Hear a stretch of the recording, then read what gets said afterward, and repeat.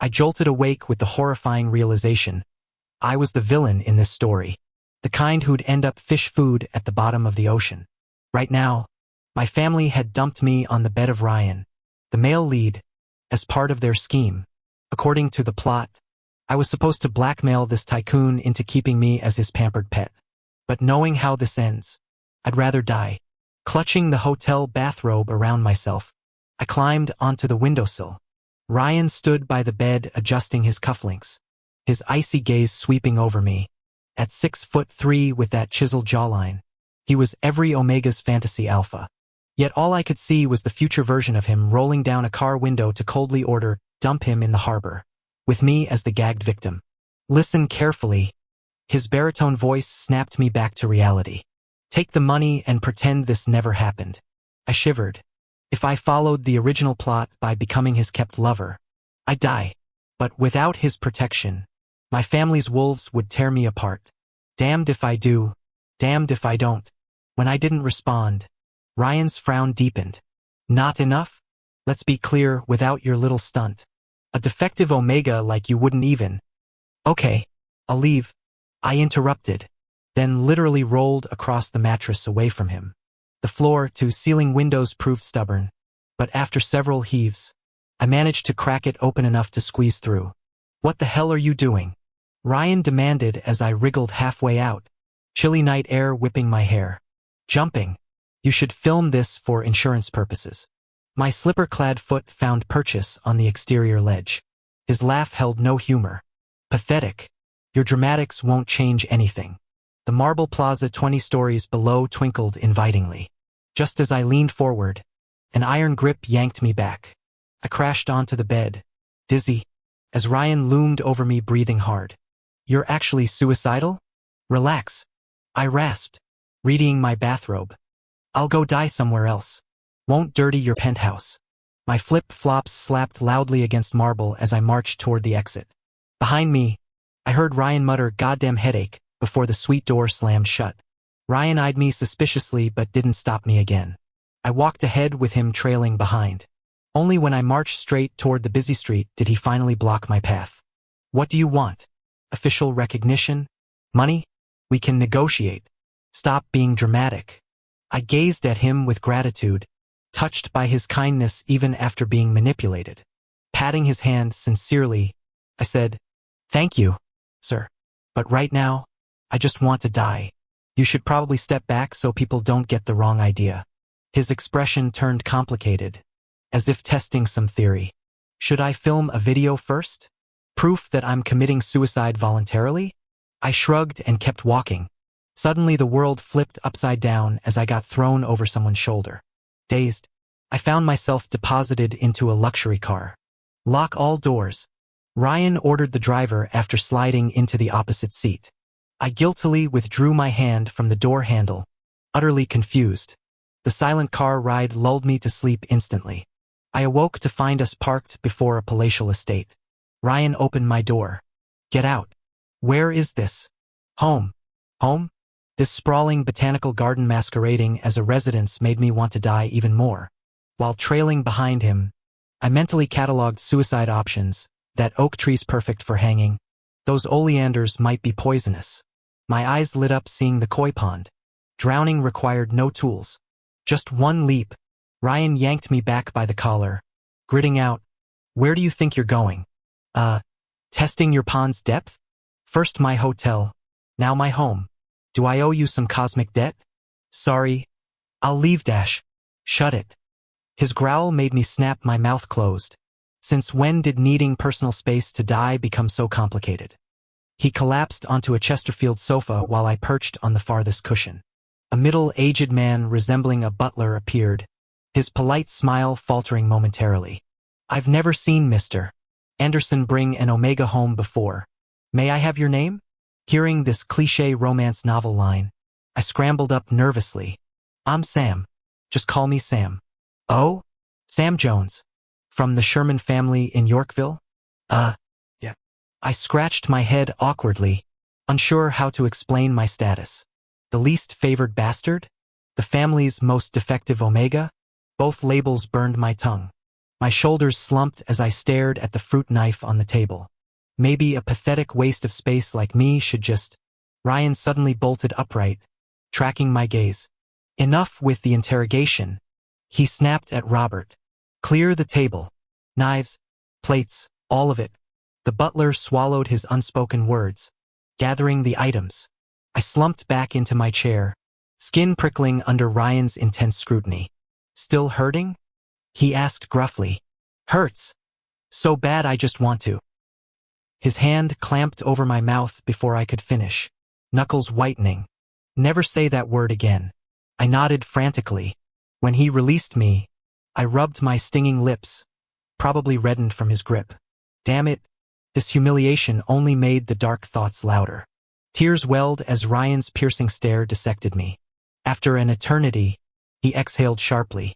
Go shower and change. You'll stay here on condition you stop this death wish crap. Ask Robert for anything else. I don't want to. What was that? Nothing.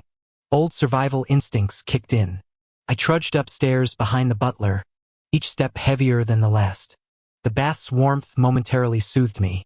Steam curled as drowsiness from the car ride resurged. Eyelids drooping. Sam. Sam. I jolted awake to Ryan crouched beside the tub, fingers digging into my philtrum.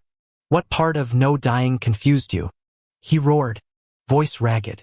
I wasn't. He hauled me out dripping wet, my nakedness igniting fresh panic. I scrambled to cover myself, face burning. Ryan dumped me onto the bed, cocooning me in blankets. Quit squirming. Seen it all before. His bluntness made me burrow deeper into the pillow. Mistaking my movement, he yanked me face up. No suffocating yourself either. I'm not. The protest died as our eyes met. His grip trembled, anger masking something raw. My throat tightened. Maybe surviving this would hurt worse than dying. Ryan raised an eyebrow, clearly skeptical. I clammed up obediently. Since the bathroom incident, he'd become my personal shadow. We shared an office workspace during work hours, slept face to face in each other's arms, even showered together. If he were another Omega or some alpha into AB dynamics or AA relationships, maybe I'd be fine with it. But here's the kicker: we're a temporarily bonded alpha Omega pair with terrifyingly high compatibility. I tried declining tactfully. No way. I'm scared you'll lose control. He countered bluntly. I just don't want you dying in my house. Relax when sober. You're not my type.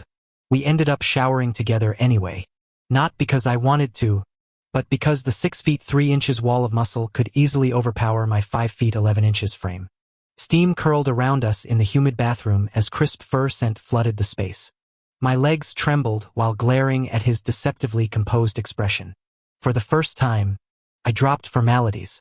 Ryan, you said I wasn't your type. He apologized earnestly. My bad.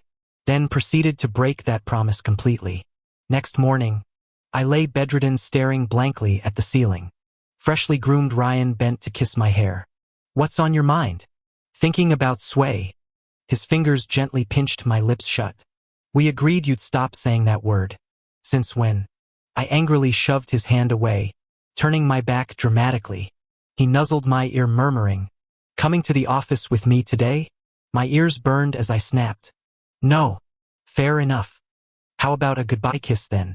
To my surprise, he didn't force me to accompany him, settling instead for a parting kiss that left my lips swollen. Only after he left whistling did realization hit. Was I being conditioned? Since when did I think exchanging goodbye kisses was normal? After thrashing around the bed, I finally got up. Downstairs, unfamiliar workers swarmed the mansion. I asked Robert, "What's all this?" The butler maintained his vintage novel-worthy plastic smile. "Sam, these are Master Anderson's suicide prevention measures. Every sharp corner wore silicone protectors. Kitchen knives vanished. Even dishes became unbreakable polymer. Were they baby-proofing against me?" I headed outside for air with Robert shadowing me. Workers bustled around the grounds, including a bulldozer dumping soil into the pond. Seriously?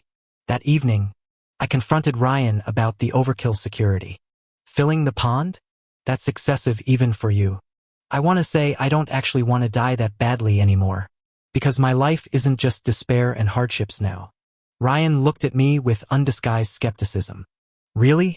Sam, you should know your family's already spread rumors about us everywhere. Today they had the audacity to visit my office posing as in-laws. In the public eye, our relationship has become complicated. If something were to happen to you suddenly, especially under my watch, the food turned to ash in my mouth. I slammed my chopsticks down harder than intended, cutting off his warning. Understood. I won't burden you, Ryan. Ryan's chopsticks hesitated mid-air. Good. That you understand. The first step to not burdening Ryan was cutting ties completely. I claimed needing fresh air and wandered around downtown Chicago under Robert's supervision, until we inevitably drifted into Sherman family territory. True to form, they swarmed within 10 minutes. My least favorite sibling materialized Sean. With corporate charm, he had security block Robert, claiming we needed family time. The moment we turned the corner, his hand clamped on my ear. Clever little whore. Actually betting Anderson's heir. He hissed, nails digging into cartilage. I bit back a whimper as fire shot through my earlobe. Now that you've climbed into his sheets, don't forget who raised you. I shook off his grip. Ryan can't stand me. I'm useless to you. Useless? Sean's smile turned feral. His thumb found the swollen piercing in my left ear, twisting viciously. White-hot pain blurred my vision as I choked back screams. Then why does trash like you still breathe? He flung me to the concrete. My elbow shattered the impact, radiating agony up my arm. Designer loafers ground my cheek into gravel. Either make yourself useful to Anderson, or... The unspoken threat vibrated through steel-toed pressure. I stared at the Chicago skyline.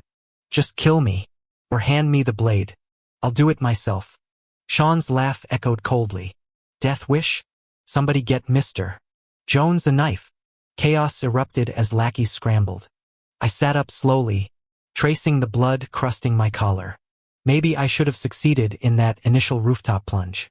At least then Ryan wouldn't get dragged into this mess. As Sean's taunts washed over me, I kept imagining Ryan's relieved expression when news of my death reached him. No more problematic charity case. No more awkward family dinners. The fantasy crystallized until a trembling intern offered a chef's knife. Sean gestured grandly. After you, baby brother. My fingers closed around the handle. Across the street, the Anderson Corp logo glinted gold in sunset light. This would be my final gift to Ryan. A clean break. No loose ends. The blade felt lighter than expected. Go ahead. I picked up the blade, sighing inwardly. Next life. Don't make me play the villain anymore. If I have to, at least don't make me the pathetic kind. What kind of antagonist ends up more miserable than the protagonists anyway? The knife wasn't particularly sharp, but with enough force, it broke skin. Sean watched with perpetual mockery, arms crossed as he observed my struggle. It hurt, but better to get it over with.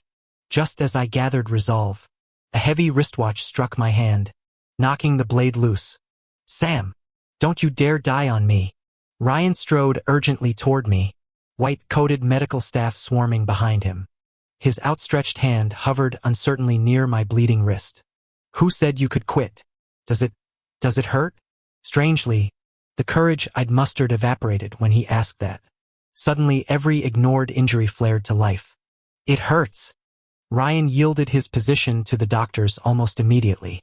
Rising with contained fury, he drove his fist into Sean's face. You call yourself his brother? Just watched him try to end it all? Sean sprawled on the floor yet maintained his smarmy grin. Mr.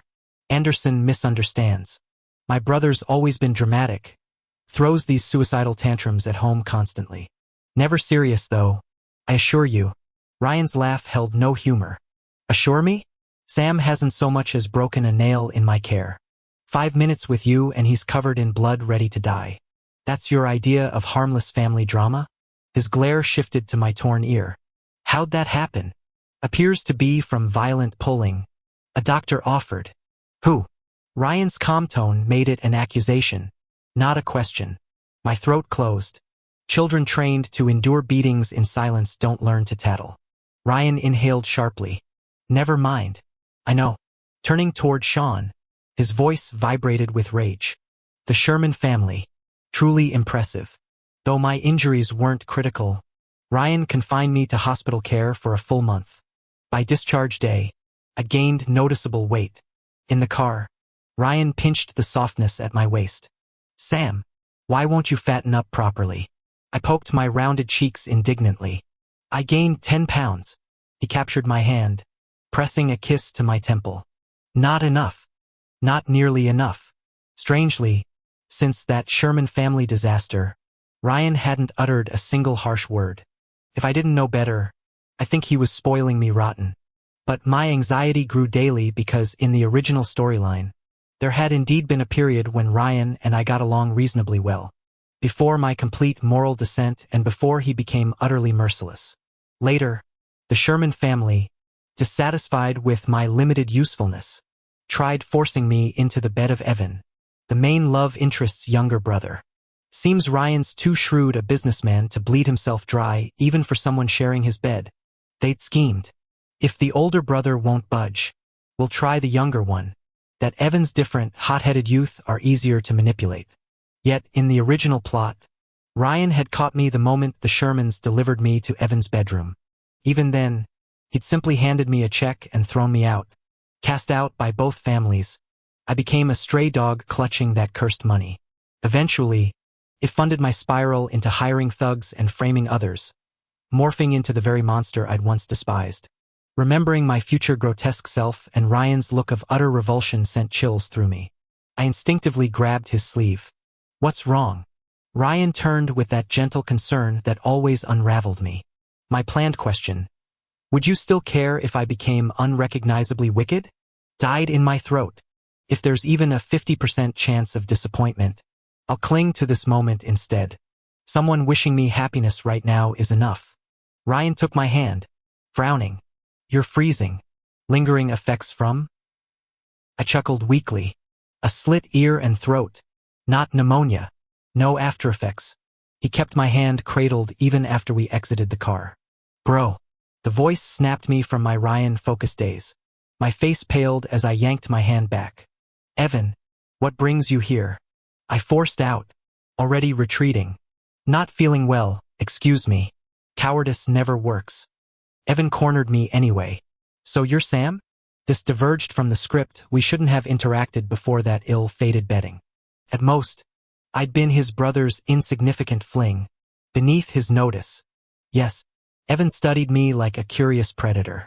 Heard my brothers targeting Shermans over someone. Know anything? My trembling hands betrayed me. He clicked his tongue.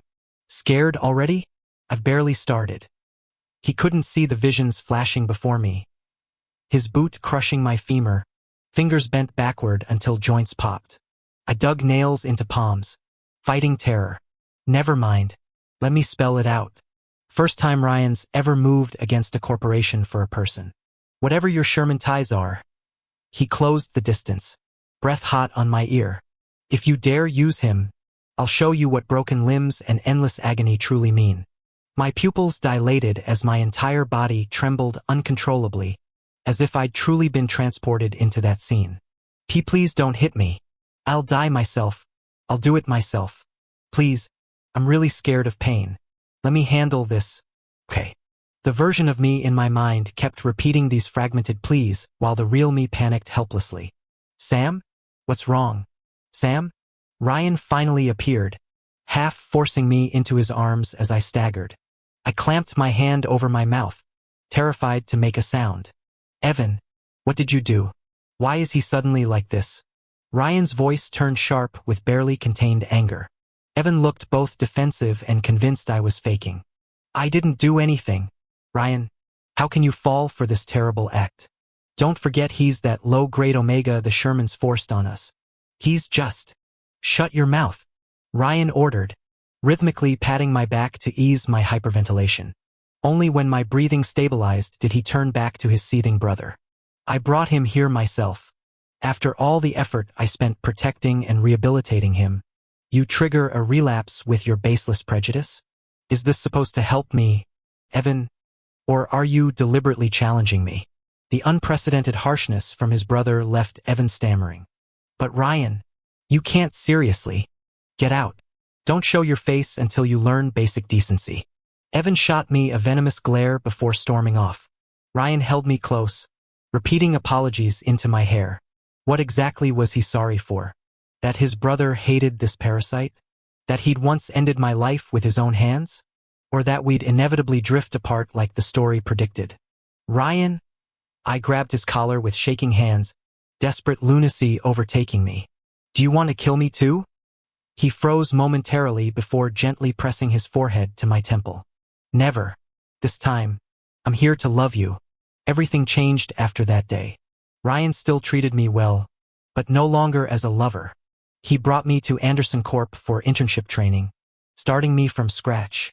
My clumsiness limited me to fetching coffee and organizing files. My supervisor grew increasingly frustrated yet dared not complain to Ryan. Guilt eventually drove me to confess. Just stop making me disrupt your company. These brain-intensive jobs aren't for someone like me. To my surprise, Ryan became furious. How would you know without trying? Sam, since when do you quit before starting? Don't you want the skills to fight back against those who hurt you? If I keep shielding you completely, what happens during my inevitable slip-up? I understood his logic. But I only got my GED this year. These Ivy League graduates' work is beyond me. Ged? Wait, how old are you? 21. Then why? No one cared if I went to school. I started elementary 3 years late. My bitter laugh caught in my throat. Besides being a defective Omega, I'm not even a real Sherman. They didn't want a child of impure bloodline to achieve anything significant, so I never got into good schools. Plus, living with the Shermans meant doing chores to earn my keep. One thing led to another. That's how it went. I twisted my fingers, forcing an awkward smile at Ryan. It wasn't that I didn't want to rise above my circumstances, but in my 21 years, having full meals, intact clothes, and no fresh bruises already felt like luxuries. When survival itself required daily effort, dreams became irrelevant. Ryan's brow furrowed slightly, clearly taken aback. What about your birth mother? Did she abandon you completely at the Shermans? Oh no. My mom loved me. My lips pressed tight, throat tightening. She must have loved me. She endured so much to give birth. But I failed her. She hemorrhaged during delivery. Died. Ryan closed his eyes as if bearing physical weight. Understood. You may leave now, he said hoarsely. I recognized that tone, self-blame. Cheerfulness plastered across my face.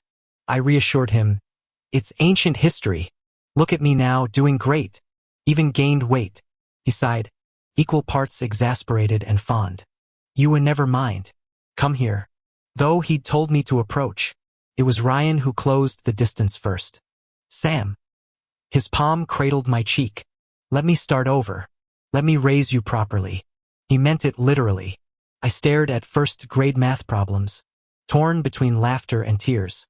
Thankfully, elementary curriculum moved quickly. Within hours, I'd graduated to middle school materials. As my studies progressed, the Shermans began their schemes, threatening letters, sending new Omegas to tempt Ryan. Their ultimate move? Mobilizing Ryan's alpha father. That afternoon, Ryan locked me in his study before confronting the family patriarch alone. Disgraceful. The elder Anderson's roar vibrated through oak doors. I raised you to be rational, strategic. Yet you're squandering resources attacking profitable allies over some Omega? Letting him drive wedges between you and Evan? My debt to him demands repayment. Father. Debt? That gold-digging opportunist who seduced his way into your bed? Who manipulates you into corporate recklessness? How dare he burden you with his?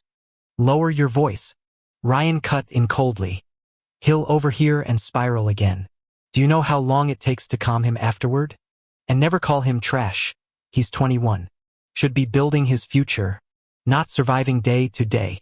Madness. My finest heir. Ruined by a pathetic Omega. Muffled arguments continued. Pressing my ear against the door revealed nothing. When silence finally fell, the door swung open abruptly. I stumbled forward into Ryan's chest. Eager to throw yourself at me? His teasing lilt held none of the disgust described in novels. Blushing, I straightened up, So, what did you and your dad discuss? Nothing important. Ryan ruffled my hair, evasive yet tender. The universe finally smiled upon me. Answers arrived as I yawned. Robert appeared with tea, his expression troubled. Young Master Ryan's father demanded he attend the Anderson family gala, with Evan as his official +1. My teacup clattered against its saucer. Evan, Ryan's younger brother, the suitable omega their family had always wanted for him.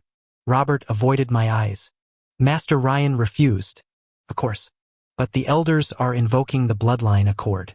If he disobeys, they'd disinherit him, strip his alpha privileges, reduce him to pack omega status. I stared at my shaking hands. This was the nightmare scenario, Ryan losing everything because of me. Again, the study door burst open. Ryan's scent, cedar and storm ozone, wrapped around me before his arms did. Stop overthinking, he murmured into my hair. I'd choose you over 1,000 dynasties.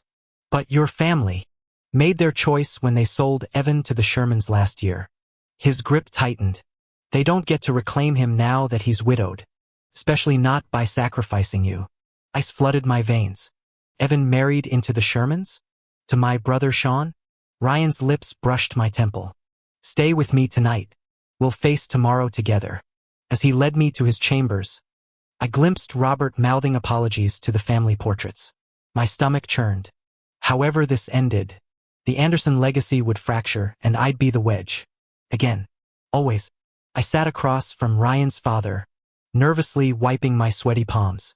I never imagined I'd share a table with an illegitimate, low-grade omega who doesn't belong in proper society. I shifted uncomfortably in my seat. Should I kneel on the floor then? The older alpha didn't respond, only glancing at me with disdain over his teacup. I forced an awkward laugh. Just kidding. I know you're actually a wise father with a warm heart beneath that stern exterior. You wouldn't really make me do that, right?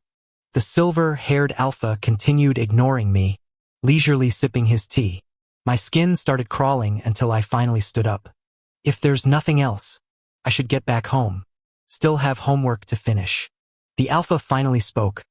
Aren't you curious what promises my son made for you? Nope. Not curious at all. By then, I gave my most polite smile, only to be shoved back into the chair by 2 bodyguards.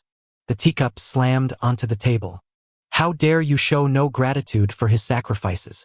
Of course I was grateful, but Ryan taught me that when someone dangles mysterious information, you must refuse, then they'll spill everything themselves. My top-tier son staked all his shares. If he fails to acquire the Sherman family assets, he'll resign. The alpha's voice cracked with frustration. If my son crashes and burns because of you, Sam, Dad, enough. Ryan burst in, positioning himself protectively beside me. The 2 alphas locked in a silent battle of wills until Ryan turned to me with that worried look, probably fearing I'd relapse into suicidal thoughts. But Ryan, once you taste real happiness, you can't casually consider death anymore. I stood shoulder to shoulder with him. I won't let him fail. I'll stake my life on his victory. The older alpha snorted in disbelief, but Ryan gripped my hand tightly. This time, I wouldn't just survive, I'd thrive. Cramming high school material brought constant stress. I chewed pencils and pulled hair until Ryan started bringing warm milk and homemade snacks daily. By graduation, I'd gained 5 pounds while transforming into a proper senior. That night, I pinned him to the bed in mock outrage. Stop fattening me up. I'll crush you. Ryan just laughed, completely unbothered. More weight means better health. Only enemies want you frail. He poked my soft stomach. I want my little piglet well fed. Who are you calling piglet? I playfully punched his abs until my citrus scent leaked out. Ryan inhaled deeply. Your pheromones grew stronger. See? Now nobody can call my Sam a low-grade omega. His arms circled me. My Sammy's the sweetest omega alive. Ew. What? I'm the strongest, smartest omega out there. Who cares if I'm sweet or not? I pretended to scoff, though my grin betrayed me. Ryan chuckled, nodding along. You're right, our Sam here is the best at everything. Our eyes met, and suddenly my throat tightened. I buried my face against his chest, fighting tears. Ryan, why are you so good to me? Because you're Sam. The tenderness threatened to undo me. Desperate to lighten the mood, I teased. No way, you must want something. Spill it. What's your price? His laughter vibrated through me, our heartbeats sinking. Let's see. I want to give you power, wealth, every advantage. Then I want you to choose me anyway, when you could have anything. Tears spilled over. Not when I'd been beaten. Not when life crushed me. Not even when I'd planned to end it all. But this avalanche of belonging shattered my defenses. Ryan stroked my hair until the storm passed. Look at you. He finally teased, drowning me in drool. That hungry, huh? I nipped his peck. Starving. Maybe I'll have Ryan stew tonight. Careful. He smirked, eyes glinting. Might be you who gets cooked. This infuriating silver fox. True to form, Ryan kept things PG. My student status mattered. He'd pulled strings for me to retake college entrance exams. This time, I walked into testing centers clear-eyed and determined. On exam day's end, parents swarmed the gates, awaiting their futures. I bounced toward a tall figure. Who are you waiting for, mister? My partner. Ooh, what's their name? Maybe I know them. Sam. I gasped theatrically. Weird. That's my name. Ryan played along, arms opening. Perfect. Be mine. Then, I leapt into his embrace, laughing. Deal. When Ivy League letters arrived, the Shermans imploded, Sean and his cronies jailed for fraud. I visited the prison, needing closure. Behind glass, Sean seethed, enjoying Ryan's protection. Sam? Just wait. I'll wait. I cut in coldly. Wait for you to crawl out. Then I'll personally send you back. Our gazes locked. No more cowering child facing his tormentor. Just a man staring down his past. Sean Sherman, contrary to your wishes, I'll keep living unreservedly and fiercely. Whatever you throw at me, I'll match it step for step.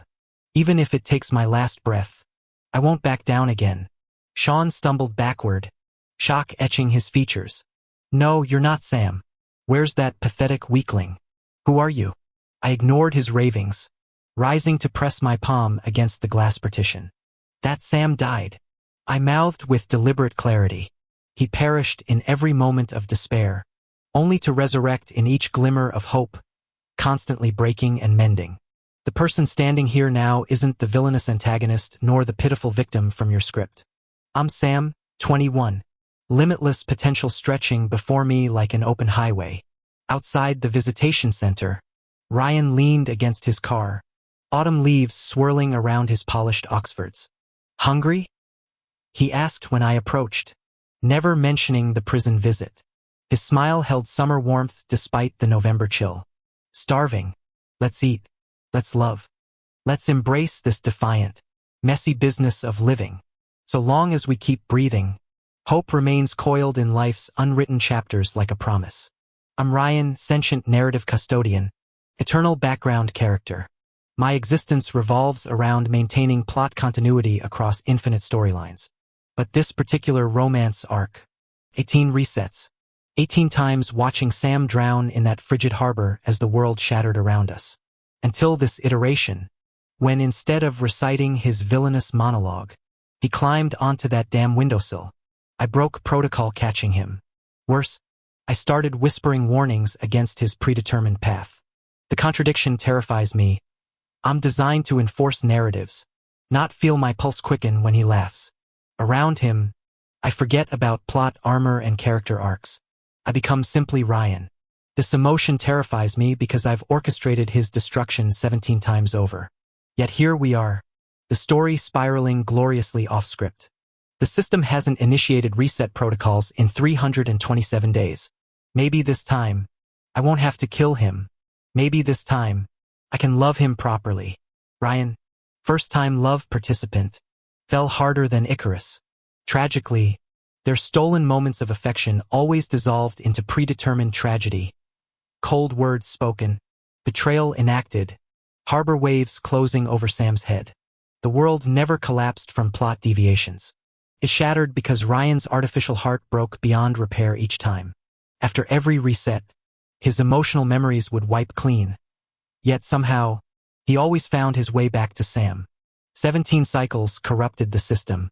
On the 18th iteration, the variable awakened Sam, former plot device, became conscious. The script lies in tatters where they stand. Let's see what these self-authored souls create next. From this moment on, the original fate was completely shattered. The story belonging to Sam Jones and Ryan Anderson began to be rewritten anew.